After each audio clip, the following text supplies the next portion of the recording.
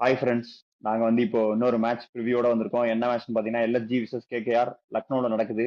So இது வந்து ஒரு என்ன சொல்றது, கடைசி இடத்துக்கு யாரு வரக்கூடாதுன்றதுக்கான போட்டி. அந்த மாதிரி ஒரு போட்டி. அப்படி சொல்லக்கூடாது. அப்படி இன்ட்ரோ கொடுக்காதீங்க. இப்ப எப்படி பஞ்சாபுக்கும் ஆர்சிபிக்கும் ஒரு டஃப் காம்படிஷன் இந்த சீசன்ல யாரு கப் அடிப்பா? ஏன்னா ரெண்டு டீமும் தான் ஈக்குவலா ஹெட் டு ஹெட்டா ஒரு ஸ்ட்ராங் டீம்ஸ் அப்படி இருக்கு. அதே மாதிரி ரெண்டு ஸ்ட்ராங் டீம்ஸ் தான் வந்து எல்எஸ்ஜி கேகேஆர். இப்போ எர்த்துக்கு நார்த் போல் சவுத் போல் ரெண்டு இருக்கு. நார்த் போல்ல ஸ்ட்ராங் டீம்னா பஞ்சாப் கிங்ஸும் ஆர்சிபியும். சவுத் போல்ல யார் ஸ்ட்ராங்னு கேட்டீங்கன்னா எல்எஸ்ஜியும் கேகேஆர் தான்.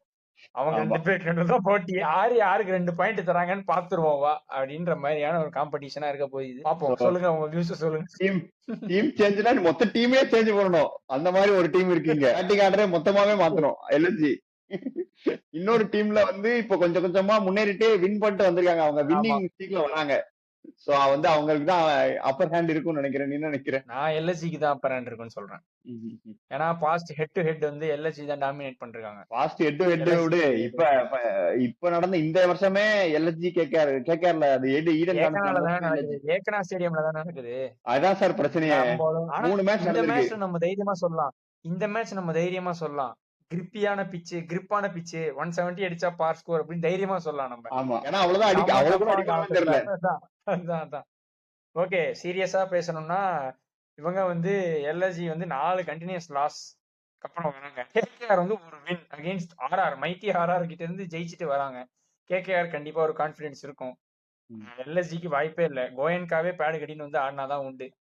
இல்ல எல்எஸ்ஜி இப்பயுமே எல்எஸ்ஜிக்கு வந்து பவுலிங் நல்லா தான் இருக்கு. அவங்க அந்த பேட்டிங் ஆடுற ஏதாவது பண்ணணும். யாருக்குமே பேட்ல படல. தெரியல. யாருக்குமே பேட்ல பட மாட்டுது. இல்ல கண்டமானுக்கு ஆடுறானுங்க, இஷ்டத்துக்கு சுத்துறானுங்க, என்னென்னமோ பண்றானுங்க, ஒண்ணும் புரிய மாட்டேது. ரிஷப் பண்ணிட்டு ஒரு ரெஸ்பான்சிபிலிட்டி எடுத்து அந்த எஸ்ஆர்எச்சோட ஒரு நாக்கு ஆடினாரு, ஓகே. அதுக்கப்புறம் அவ்வளவுதான். போனவர் சுத்த ஆரம்பிச்சவர் சுத்தினே தான் இருக்காரு. சுத்தி சுத்தி எங்கிட்டாவது விட்டுட்டு இருக்காரு, ஒன்னும் போறது இல்ல. மிச் மார்ஷ் ஆனா போன மேட்ச் கொஞ்சம் ரெஸ்பான்சிபிள் எடுத்து ஒரு 50 அடிச்சாரு.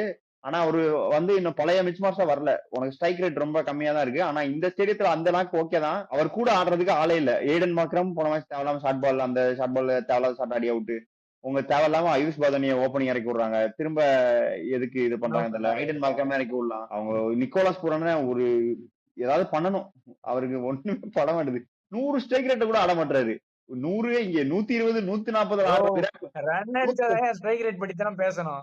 ரன் அடிக்கலாம் எப்படியா ஸ்ட்ரைக் ரேட் பத்தி பேசி? இல்ல போன மேட்ச் 26 பாலுக்கு 20, 26 பாலுக்கு 22 ரன் அடிச்சாரு போன மேட்ச். ஆடிட்டாரா? 20+ ரன்ஸ்க்கு வந்துட்டாரு. இப்போ ஒரு பால் மேல ஆடிட்டாரா? ஆட்டாரு அதெல்லாம் ஆட்டாரு. கிட்டத்தட்ட 100 ரன் இருக்குடா இந்த சீசன்ல. ஆனா என்ன 7 மேட்ச் ஆடி இருக்காரு, அது ஒரு விஷயம். இல்ல உனக்கு 7 மேட்ச் ஆடு எல்லாம் தேவையில்ல, ஒரு இன்டென்ட் வேணும். இன்டென்ட்டே இல்ல, பேட்லயே பட மாட்டுது அவருக்கு. அவரை மாத்தவும் மாட்டாங்க. அதுவும் இல்லாம 3 ஃபாரின் பிளேயர் கூட ஆடுவோம், 4வது ஃபாரின் பிளேயர் பிரெட்ஸ்கே உள்ள இறக்க மாட்டோம்னு ஆடுறானுங்க. அது என்னன்னு தெரியல. உனக்கு ஏகப்பட்ட கன்சர்ன்ஸ் அந்த பேட்டிங்கை சுத்தி தான் இருக்கு.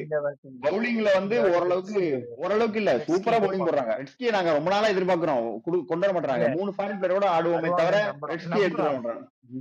அடி வாங்கினதுக்கு அப்புறம் நான் ஆட மாட்டேன்னா அந்த டீம் வேணாம், விட்டுருங்க, பாத்துக்கலாம். கேகேஆர் தோத்து கேகேஆர் வந்து 9th முடிக்கிட்டேன், எல்ஐசி 10th முடிக்கிட்டேன், ஒன்னும் பிரச்சனை இல்ல. அது தான் தோணுது எனக்கு. சரியா, இந்த பக்கம் விடு, அந்த பக்கம் அவனுங்க அதுக்கு மேல இருக்கானுங்க. போன மேட்ச் ஆர்ஆர் வந்து கையில இப்படி இருந்தது, இந்த நீ 2 பாயிண்ட் இப்படி வச்சுக்கோ அப்படின்னு கொடுத்துட்டு போயிட்டாங்க. அவங்க பேட்டிங்குமே மோசமா தான் இருக்கு. ரஹானே படல, டிம் சேஃப்ரெட் படல, பின்னாலனுக்கு படல, டிம் சேஃப்ரெட் எடுத்துட்டு வந்தா அவருக்கும் படல. அதுக்கப்புறம் உனக்கு ரகுவன்சி போன மேட்ச் 20 பால் ஆடி 14-15 உருட்டி கேம் கிரீன் வந்து பேக் டு ஃபார்ம் வந்திருக்கிறது அவங்களுக்கு ஒரு பாசிட்டிவ். அவர் வந்து இன்டென்ட்டோட ஆடுறாரு, அது ஓகே. ரிங்கு சிங் போன மேட்ச் கேட்ச் விட்டதுக்கு அப்புறம் அத்தி ரேஷ் ஷாட்ஸ் ஆடினா நம்ம அவுட் ஆயிடுவோம், அதனால பொறுமையா ஆடுவோம்னு ஆடினாரு, அவருக்கும் ஓகே. அனுகுல் ராய் அவர் கூட கம்பெனி கொடுத்து மேட்சை முடிச்சு வச்சாரு. சோ அந்த டீப் மிடில் ஆர்டர் வந்து அவங்களுக்கு ஃபார்முக்கு வந்துருச்சு. சோ அது வந்து அவங்களுக்கு ஒரு பாசிட்டிவ். பவுலிங்லயுமே வருண் சக்கரவர்த்தி வந்து திரும்ப பேக் டு விக்கெட்ஸ் வந்திருக்காரு. லைட்டா பால் திரும்பினா ஏக்கனா ஸ்டேடியம்ல அதை பத்தி பேசுங்க. வருண் சக்கரவர்த்தி, Sunil Naren are going to dominate the bowling. அதுல டவுட்டே வேணாம். 2 பேரும் 6 எக்கனாமில போட போறாங்க. இந்த பக்கம் அவர் இழுத்து பிடிக்க போறாரு நரேன, அந்த பக்கம் வருண் சக்கரவர்த்தி விக்கெட் எடுக்க போறாரு. Concern to be LSG. அதே மாதிரிதான் எல்எஸ்ஜியுமே கொஞ்சம் ஓரளவுக்கு நல்லா இருக்கிறது தான். நம்ம எல்எஸ்ஜி பவுலிங்ல குறையே இல்ல, பேட்டிங் தான் குறை. பேட்டிங்ல சுத்தமா இல்ல. இங்க வந்து உனக்கு சொல்றதுக்கு 2 பேர் ரன் அடிச்சிருக்காங்க, 3 பேர் ரன் அடிச்சிருக்காங்க சொல்றதுக்கு ஆள் இருக்காங்க, அது கூட ஆள் இல்ல. அந்த மாதிரி ஒரு மோசமான நிலைமையில போயிட்டு இருக்கு. திக்வேஷ் ராத்தி இவங்க எல்லாமே நல்ல பவுலர்ஸ், நல்லா போட்டுட்டு இருக்காங்க. இவங்க பேட்டிங்ல ஏதாவது ஆடி ஒரு ஸ்கோர் போட்டா தானே பவுலரால டிஃபெண்ட் பண்ண முடியும். 160 ஆனா போட்டா இல்ல ஓப்பனா 160 சொல்றேன், கொடுத்தா ஐபிஎல் 160 140 எல்லாமே போட்டாச்சு. எதையுமே அடிக்கல திரும்ப. என்னதான் பண்ண முடியும்? அதுதான் ப்ரோ. இப்ப என்னன்னா சேசிங்கே இவங்க இதுல இருக்கக்கூடாது. டாஸ் ஜெயிச்சா பேட் ஃபர்ஸ்ட் பேட்டிங் அடிச்சு முடிஞ்சு 150வது அடிச்சு அதான் 50 அடிக்கலையே. அடிப்பாங்க கண்டிப்பா. ஆர்சிபில அங்க சின்னசுவாமியில போயிட்டு 140 ரன்னுக்கு ஆல் அவுட் ஆயிட்டு, அதாவது 140 ரன்னுக்கு முடிச்சுட்டு வந்திருக்காங்கன்னா நீ எப்படிப்பட்ட பேட்டிங் லைனப் பாத்துக்க. அந்த மாதிரி ஒரு பேட்டிங் லைனப்புக்கு ஏதாவது ஒரு சேஞ்ச் பண்ணி தான் ஆகணும். அவங்க அதை பண்ண பவுலிங்ல ரொட்டேஷன் பண்ணிட்டே இருக்கானுங்களே தவிர பேட்டிங்ல எதுவுமே பண்ண மாட்டானுங்க. பேட்டிங் ஆர்டரை மாத்துறாங்களே தவிர பேட்டிங்ல ஒருத்தனை வெளியே தள்ளி உள்ள அனுப்பணும்லாம் இல்ல. அப்துல் சமாது ஒரு 30-40 ரன் அடிச்சிருந்தாரு. ஒரு மேட்ச் 30, ஒரு மேட்ச் 25 அந்த மாதிரி அடிச்சாரு. அவரை தூக்கி போய் வெளியே வச்சிட்டாங்க. நீ ரன் அடிக்கிற, நீ எங்களுக்கு வேண்டாம், நீ வெளியேறு, ரன் அடிக்காத ஆள்லாம் உள்ளவா, அந்த மாதிரி இருக்கானுங்க. ஒண்ணும் பண்றதுக்கு இல்ல. 2025 சிஎஸ்கே பாக்குற மாதிரியே இருக்கும். அதை விட மோசமா இருக்கு. அதுலயாவது பரவாயில்ல உனக்கு, அதுலயாவது பரவாயில்ல உனக்கு. இதுல அதை விட மோசமா இருக்கு. நீயே யோசிச்சு பாரு. சின்னசாமியில போயிட்டு நைட்டு மேட்ச்ல 140 ரன்னுக்கு தான் அடிக்கிறானுங்கன்னா எவ்வளவு மோசமான பேட்டிங் லைனப்பா இருக்கும் நீயே வச்சுக்க. அந்த மாதிரி ஒரு லைனப் வச்சுக்கிட்டு, ஆனா அதுக்கு ஈக்குவலா பவுலிங் லைனப் வச்சிருக்காங்க. வச்சுட்டு நாங்க திரும்ப 140க்கு போ இது பண்ணுவோம் அப்படின்ட்டு போட்டுக்கிட்டு இருப்பானுங்க வந்து விருட்டுன்னு. அதாங்க இப்போ இந்த மேட்ச் இந்த 2 பேர் நடுவுல 2 பேர்ல யாராவது ஒருத்தருக்கு ஒரு வழி வகுக்கும். ஒரு புது வழி பிறக்கும். அநேகமா அது கேகேஆருக்கு தான் பிறக்கும்னு நான் நினைக்கிறேன். அவருக்கு ஏற்கனவே பிறந்துருச்சு. போன மேட்ச் ஜெயிச்சுட்டு வந்திருக்காங்க. சோ ஆமா கண்டினியூஸா போவாங்கன்னு நினைக்கிறேன். சோ நம்ம நேரா இதுக்கு போயிருவோம். ப்ரெடிக்ஷன் போய் பேசுறதுக்கு எதுவும் இல்ல. ப்ரெடிக்ஷன் போயிருவோம். கேகேஆர் தான் சொல்றேன். நீ மேட்ச் எல்லாம் பாக்கணும்னா எவனாவது நல்லா ஆனா மேட்ச பாக்கணும். யாருமே நல்லா சொன்னா எந்த மேட்ச பாப்ப? ஒண்ணும் பாக்குறது இல்ல.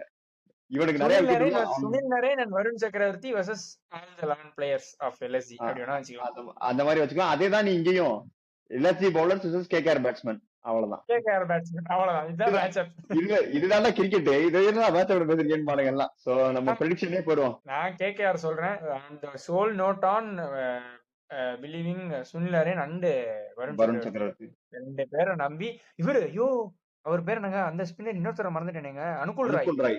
இந்த 3 பேர் மேல நான் பெட்டு கட்டி கேகேஆர் ஜெயிப்பாங்கன்னு நான் சொல்றேன். சரி, நீ கேகேஆர் சொல்லிருக்க. நம்ம பாய்ஸ்ல வந்து யோகியும் பக்தாவுமே கேகேஆர் தான் சொல்லிருக்காங்க. வெங்கட் வழக்கம் போல நான் அந்த பக்கம் நிக்கிறேன்னு எல்எஸ்ஜி சொல்லிருக்கான். நானும் எல்எஸ்ஜி தான் சொல்ல போறேன். எல்எஸ்ஜி வந்து 4 மேட்ச்க்கு அப்புறம் இந்த மேட்ச் ஜெயிக்கிறாங்க அந்த மாதிரி நான் போறேன். ஏன்னா உனக்கு இல்ல இந்த பிட்ச்ல வந்து ஸ்பின்னர்ஸோட ஃபாஸ்ட் பவுலர்ஸ் தான் இன்னும் எஃபெக்டிவா இருக்கு.